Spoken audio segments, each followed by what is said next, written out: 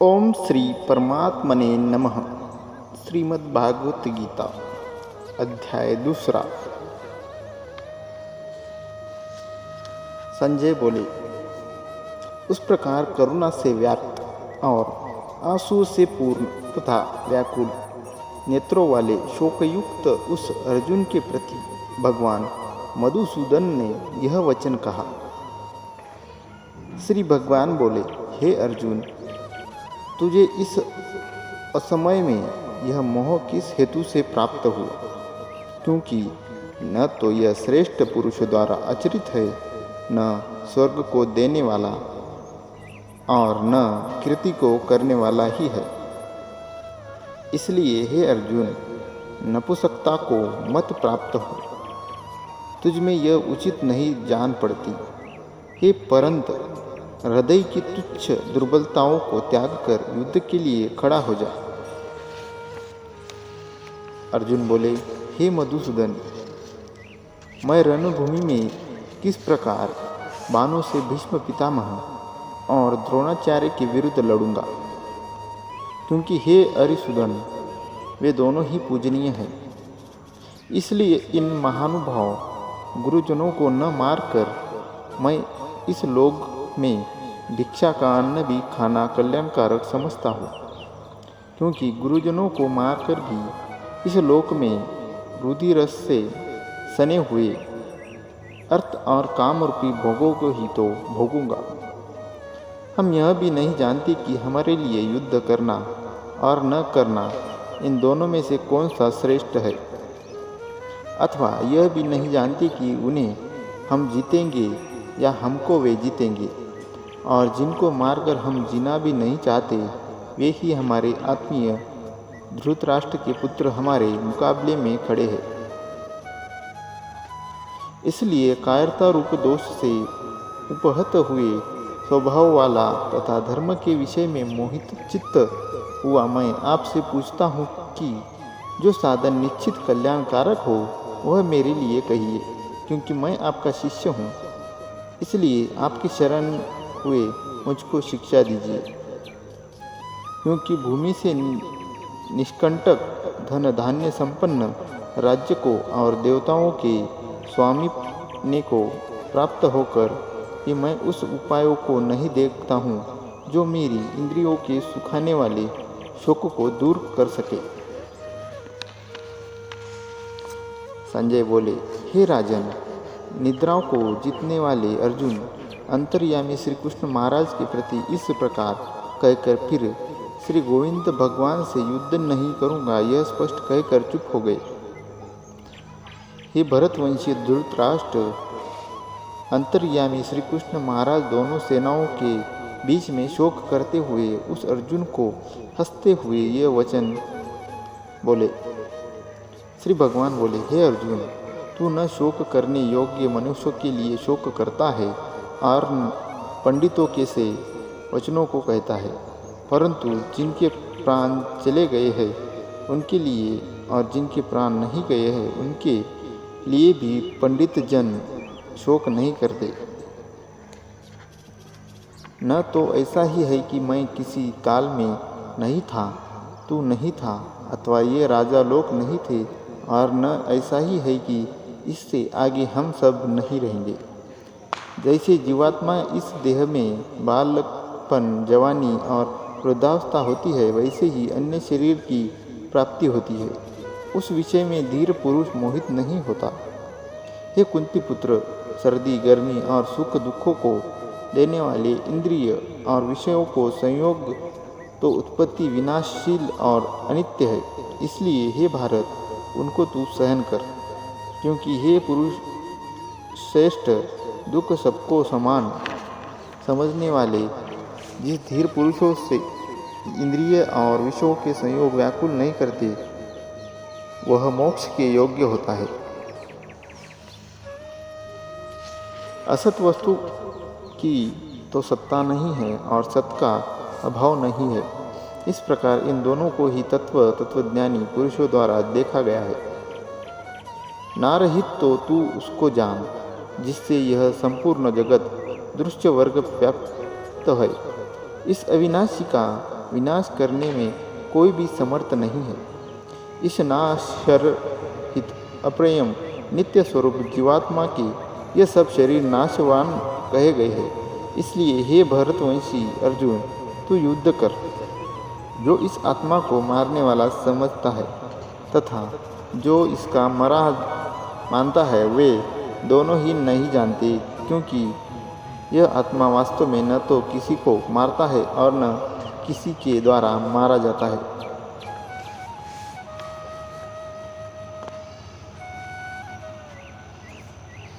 यह आत्मा किसी काल में भी न तो जन्मता है और न मरता ही है, तथा न यह उत्पन्न होकर फिर होने वाला ही है, क्योंकि यह अजन्मा, नित्य, सनातन और पुरातन है। शरीर के मारे जाने पर भी यह नहीं मारा जाता। हे पृथापुत्र अर्जुन, जो पुरुष इस आत्मा को नाशरहित, नित्य, अजन्मा और अव्यय जानता है, वह पुरुष कैसे किसको मरवाता है और कैसे किसको मारता है। जैसे मनुष्य पुराने वस्त्रों को त्याग कर दूसरे नए वस्त्रों को ग्रहण करता है, वैसे ही जीवात्मा पुराने शरीर को त्याग कर दूसरे नए शरीर को प्राप्त करता है। इस आत्मा को शस्त्र नहीं काट सकते, इसको आग नहीं जला सकती, इसको जल नहीं गला सकता और वायु नहीं सुखा सकता, क्योंकि यह आत्मा अच्छेद है। यह आत्मा अधाह्य, अक्लेद्य और निसंदेह अशोष्य है, तथा यह आत्मा नित्य, सर्वव्यापी, अचल, स्थिर रहने वाला और सनातन है। यह आत्मा अव्यक्त है, यह आत्मा अचिंत्य है और यह आत्मा विकार रहित कहा जाता है। इससे हे अर्जुन, इस आत्मा को उपयुक्त प्रकार से जानकर तू शोक करने को योग्य नहीं है, अर्थात तुझे शोक करना उचित नहीं है। किंतु यदि तू इस आत्मा को सदा जन्मने वाला तथा सदा मरने वाला मानता हो, तो भी हे महाबाहो, तो इस प्रकार शोक करने को योग्य नहीं है, क्योंकि इस मान्यता के अनुसार जन्मे हुए एक ही मृत्यु निश्चित है और मरे हुए का जन्म निश्चित है। इससे भी इस बिना उपाय वाले विषय में तू शोक करने को योग्य नहीं है। हे अर्जुन, संपूर्ण प्राणी जन्म से पहले कोई इस महापुरुष की इस आत्मा को आश्चर्य की भांति देखता है और वैसे ही दूसरा कोई महापुरुष ही इसके तत्वों का आश्चर्य की भांति वर्णन करता है, तथा दूसरा कोई अधिकारी पुरुष ही इसे आश्चर्य की भांति सुनता है और कोई तो सुनकर भी इसको नहीं जानता। हे अर्जुन, यह आत्मा सबके शरीर में सदा ही अवैध है। इस कारण संपूर्ण प्राणियों के लिए तू शोक करने योग्य नहीं है, तथा अपने धर्म को देखकर भी तू भय करने योग्य नहीं है, अर्थात तुझे भय नहीं करना चाहिए, क्योंकि क्षत्रियों के लिए धर्मयुक्त युद्ध से बढ़कर दूसरा कोई कल्याणकारी कर्तव्य नहीं है। हे पार्थ, अपने आप प्राप्त हुए और खुले हुए स्वर्ग के द्वार रूप इस प्रकार के युद्धों को भाग्यवान क्षत्रिय लोग ही पाते हैं। किंतु यदि तू इस धर्म युद्ध को नहीं करेगा, तो स्वधर्म और कीर्ति को खोकर आपको पाप को प्राप्त होगा, तथा सब लोग तेरी बहुत काल तक रहने वाली अपकीर्ति का भी कथन करेंगे, और माननीय पुरुष के लिए अपकीर्ति मरने से भी बढ़कर है। और जिनकी दृष्टि में तू पहले बहुत सम्मानित होकर अब लघुता को प्राप्त होगा, वे महारथी लोग तुझे भय के कारण युद्ध से हटा हुआ मानेंगे।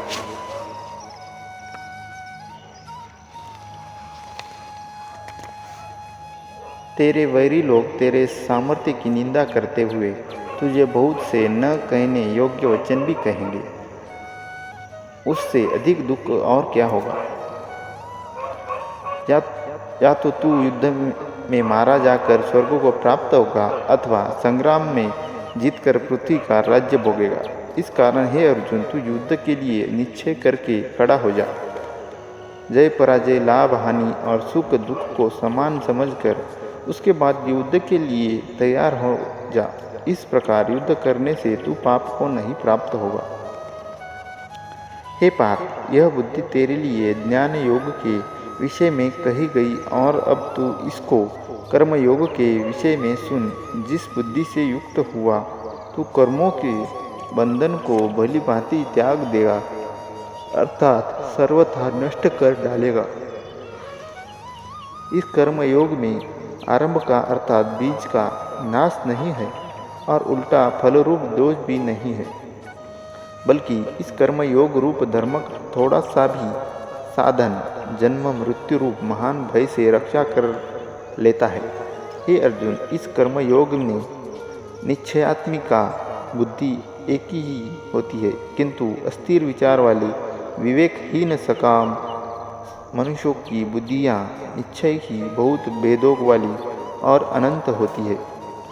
हे अर्जुन, जो भोगों में तन्मय हो रहा है, जो कर्मफल के प्रशंसक वेद वाक्यों में ही प्रीति रखते हैं, जिनकी बुद्धि में स्वर्ग ही परम प्राप्य वस्तु है और जो स्वर्ग से बढ़कर दूसरी कोई वस्तु ही नहीं है, ऐसा कहने वाले हैं, वे अविवेकी जन इस प्रकार की जिस पुष्पित अर्थात दिखाऊ शोभायुक्त वाणी को कहा करते हैं, जो कि जन्मरूप फल कर्म फल देने वाली एवं भोग तथा ऐश्वर्य की प्राप्ति के लिए नाना प्रकार की बहुत सी क्रियाओं का वर्णन करने वाली है।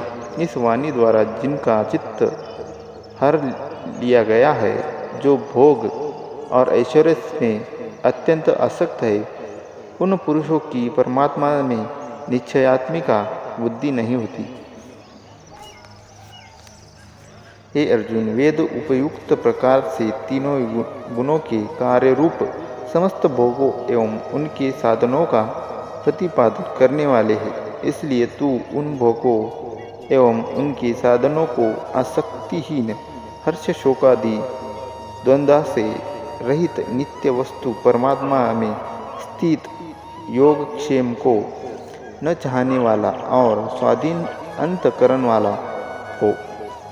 सब ओर से परिपूर्ण जलाशय की प्राप्त हो जाने पर छोटे जलाशय में मनुष्य का जितना प्रयोजन की रहता है, ब्रह्म को तत्व से जानने वाले ब्राह्मण का समस्त वेदों में उतना ही प्रयोजन रह जाता है।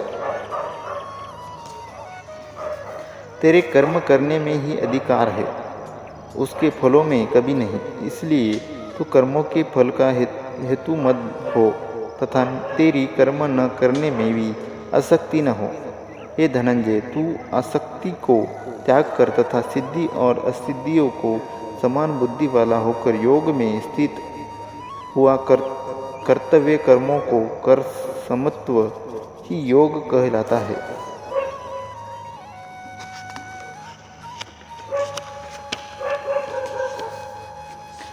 इस समत्व रूप बुद्धि योग से सकाम कर्म अत्यंत ही भिन्न श्रेणी का है। इसलिए हे धनंजय, तू सद्बुद्धि में ही रक्षा का उपाय ढूंढ, अर्थात बुद्धि योग का ही आश्रय ग्रहण कर, क्योंकि फल के हेतु बनने वाले अत्यंत दीन हैं।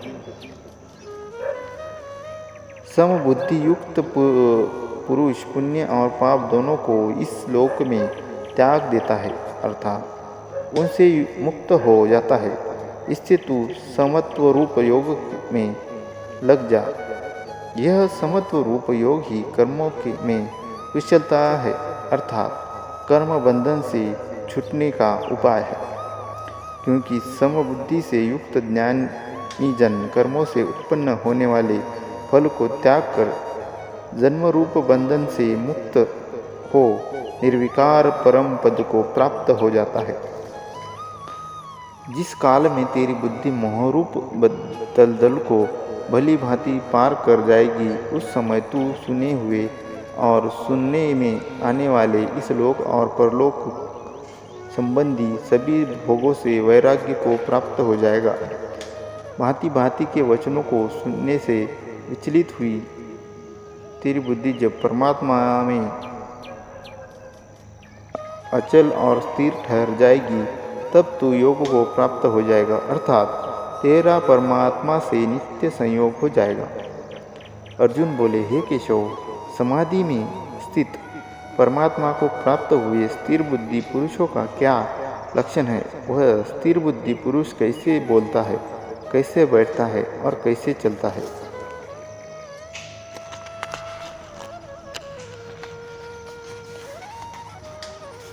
श्री भगवान बोले, हे अर्जुन, जिस काल में यह पुरुष मन में स्थिर संपूर्ण कामनाओं को भली भांति त्याग देता है और आत्मा से ही संतुष्ट रहता है, उस काल में वह स्थित प्रज्ञ कहा जाता है। दुखों की प्राप्ति होने पर जिसके मन में उद्वेग नहीं होता, सुखों की प्राप्ति में जो सर्वथा निस्पृह है तथा जिसके राग, भय और क्रोध नष्ट हो गए हैं, ऐसा मुनि स्थिर बुद्धि कहा जाता है। जो पुरुष सर्वत्र स्नेह रहित हुआ उस शुभ या अशुभ वस्तु को प्राप्त होकर न प्रसन्न होता है और न द्वेष करता है, इसकी बुद्धि स्थिर है। और कछुआ सब ओर से अपने अंगों को जैसे समेट लेता है, वैसे ही जब यह पुरुष इंद्रियों के विषयों को सब प्रकार से हटा लेता है, तब उसकी बुद्धि स्थिर है। इंद्रियों के द्वारा विषयों को ग्रहण न करने वाले पुरुषों के भी केवल विषय तो निवृत्त हो जाते हैं, परंतु इनमें रहने वाली आसक्ति निवृत्त नहीं होती। इस स्थित प्रज्ञ पुरुष की तो आसक्ति भी परमात्मा का साक्षात्कार करने के निवृत्त हो जाती है। हे अर्जुन, आसक्ति का नाश न होने के कारण ये प्रथम नश्वर भाव वाली इंद्रियां यत्न करते हुए बुद्धिमान पुरुष के मन को भी बलात् हर लेती है। इसलिए साधक को चाहिए कि वह उन संपूर्ण इंद्रियों को वश में करके समाहित चित्त हुआ मेरे परायण होकर ध्यान में बैठे, क्योंकि जिस पुरुष की इंद्रियां वश में होती है उसी की बुद्धि स्थिर होती है।